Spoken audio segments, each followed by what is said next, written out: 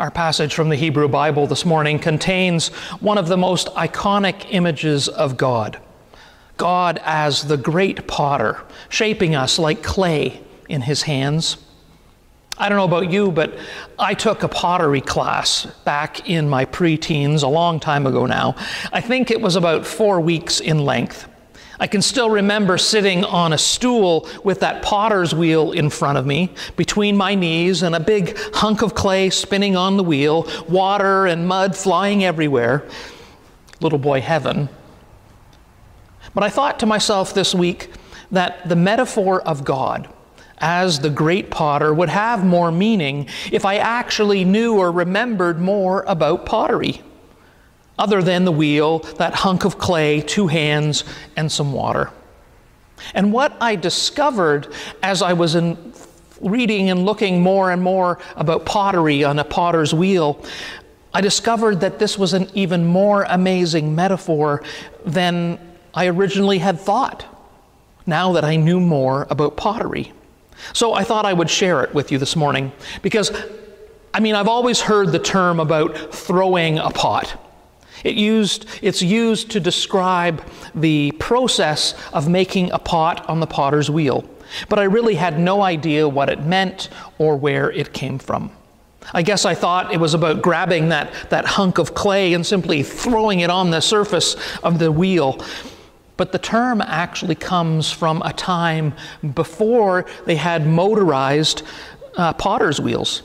Because the potter would sit at the wheel ready to begin, and then he would wind a long string around a heavy branch or piece of wood. The potter would sit at the wheel, and he would take a long piece of string and he would wind it all the way around the potter's wheel. And then he would attach the end to a large, heavy stick. And once it was completely wound around the wheel, the potter would be ready and he would throw the stick as hard as he could. And as he threw the stick, the twine, the weight of the stick would pull the rope off the spinner, off the wheel, and it would cause the wheel to spin. And that's why it's called throwing a pot, because you would literally have to throw something in order to spin the wheel and make your pot. Now, nowadays, with motorized ones, the first step in throwing a pot begins with centering that hunk of clay on the wheel. If the clay is not centered in the middle, the wheel wobbles, and the clay wobbles, and the pot is misshapen. It's also important to have the clay firmly stuck to the wheel so that it doesn't fly off the side when the wheel starts to turn. And water is important to the process. It acts as a lubrication between the potter's hands and the clay. Too much water and the clay begins to break down structurally and cannot maintain its shape. Too little water and the fingers of the potter actually begin to dig into the clay and tear it. It must be smooth and gentle. So centering the clay also requires constant pressure or touch from both hands, one on either side of the clay, and one on the side of the clay and one on the top of the clay as it's spinning there, and that helps to center it. The next 2 steps in throwing a pot are called opening and cutting in. So if we're making a pot from clay, the only way that it can be useful is if it is actually capable of holding something. Otherwise, it's just a hunk of clay. Right now, all we have is that round hunk of clay on the wheel, and so we must open it. We must open it in the middle to create a hole.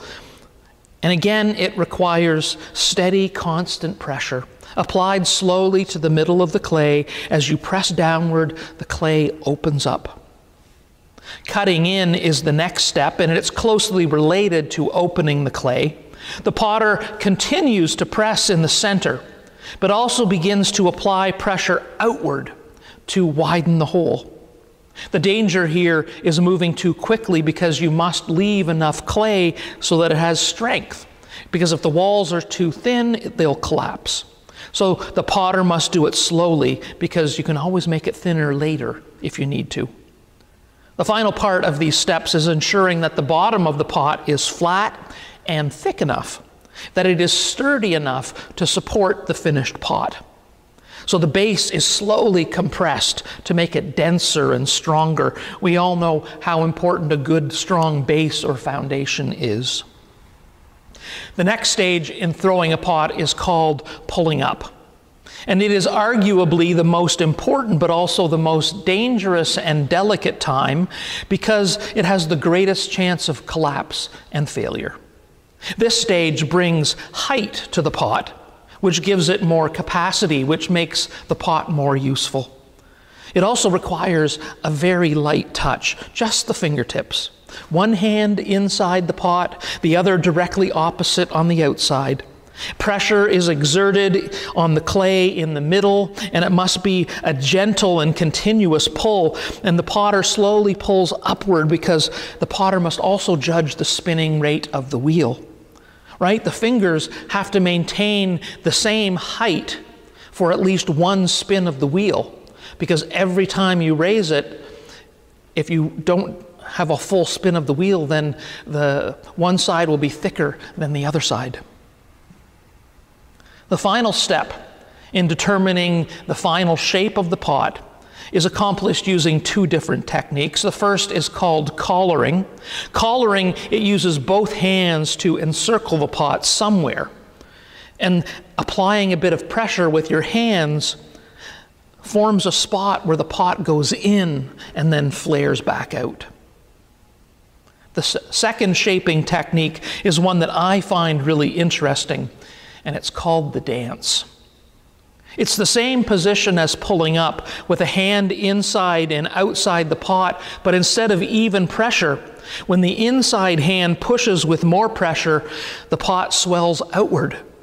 And when the outside hand pushes with more pressure, the pot moves inward, getting thinner. It's literally a dance between the hands, which in turn affects the clay and the shape of the pot. Isn't that a beautiful name and a way of describing how to shape a pot? A dance. And that's a beautiful metaphor for how God tries to shape us in our lives, right? It's a dance between us and God. And in fact, putting all of this together, all of these pottery techniques, all of these steps that a potter uses to make a beautiful and usable pot, isn't it a very suitable and apt metaphor for how God works in our lives? And isn't it a model for us as we try and work in the lives of others to help them and to shape them? As parents, as grandparents, as aunts and uncles, as godparents, as friends. But what has this beautiful image of a potter, what does it have to do with our difficult gospel passage today from Luke? The passage where Jesus has seemingly harsh and difficult teachings like hating your own family and bearing your cross and giving up all your possessions. First, a word about hating your family. In the first case, it is a little bit of hyperbole here, used to make a point. But it is also a figure of speech in Hebrew. It means that your first love, in this case God, must come before your second love, in this case family. And the way that the Hebrew language does this is by using the word hate in the second instance to show the difference. You love the first and hate the second. And so it doesn't mean hate as we would use that word hate.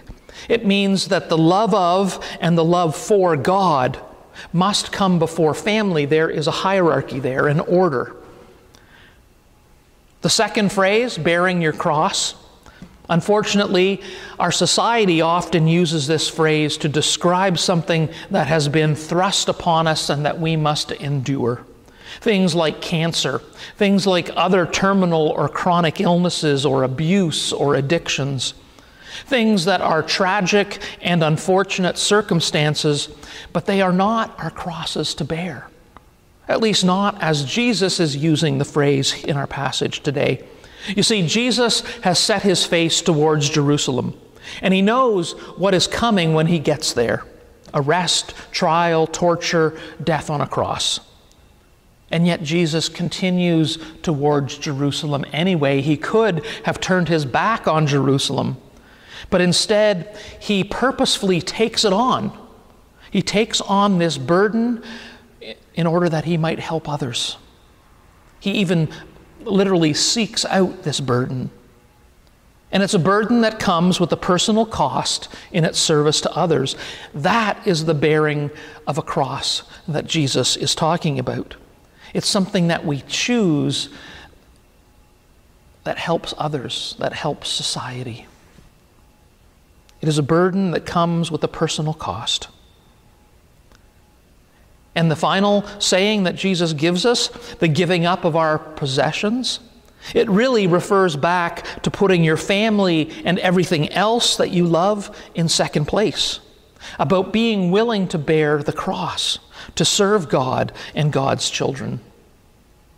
There are many things which we use to justify why we cannot serve God more fully.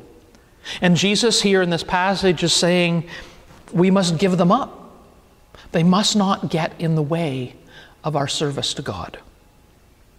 But somehow it still doesn't seem to equate to that beautiful metaphor of God as the potter and these harsh and difficult sayings or teachings of Jesus here in Luke 14. But the potter metaphor is not quite as gentle when we know more about the techniques of throwing a pot, is it? Right? There's that continuous pressure. There are many different techniques applied to the clay, and if they are not applied correctly, it can lead to bad results. But all of these potting techniques have one purpose in mind, one goal: to shape the pot into something more pleasing and, more importantly, something useful to the potter. At any time, the pot could collapse under its own weight.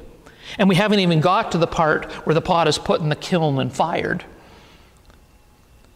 Jesus knows his time is short. He's on his way to Jerusalem and to the cross. He's growing impatient with his followers and all of the wannabes, and he has some pretty harsh words. Why on earth would we want to follow Jesus?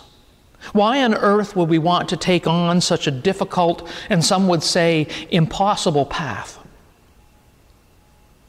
But we've also felt the beauty and the usefulness of the pot, the beauty and the usefulness of serving God and all of humankind.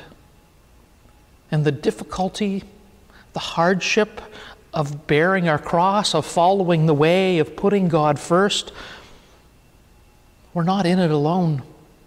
For God has been at work shaping us and molding us since the very beginning. And God is willing to start again when our walls collapse or when we're a little wobbly. God's grace is always present, and it's always sufficient. And the reward for undertaking this challenge of bearing our cross, of allowing God the potter to shape us, to mold us, that we might be useful. The rewards are indescribable. Amen. Our hymn is number 211, Take Up Your Cross.